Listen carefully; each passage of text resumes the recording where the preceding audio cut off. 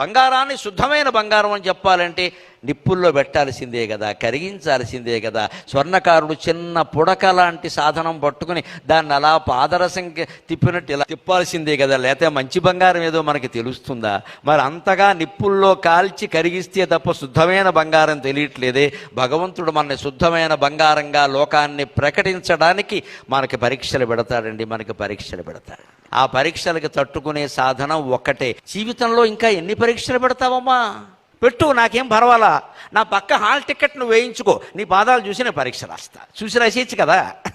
ఇవాళ కష్టపడి చదివి రాసిన వాడికి 90 మార్కులు వస్తే వాడు మోచేయి పైకెత్తే చూసి రాసిన వాడికి 70 మార్కులు వస్తున్నాయి, వాడికి సీటు వస్తుంది. అందుకని అమ్మా జగన్మాత, నువ్వు నా పక్కన హాల్ టికెట్ నెంబర్ వేయించుకో అమ్మా, నా పక్కనే ఉండు. జీవితంలో ఏ పరీక్ష ఎదురా నీ పాదాలకేసి చూస్తా, అప్పుడు నేను చూసి కాపీ కొట్టేస్తా. నీ పాదం ఏం చెబితే ఆ పని చేస్తా. అమ్మవారు కాపాడదా? ఆ మాత్రం నమ్మకం ఉండద్దా భగవంతుడి మీద?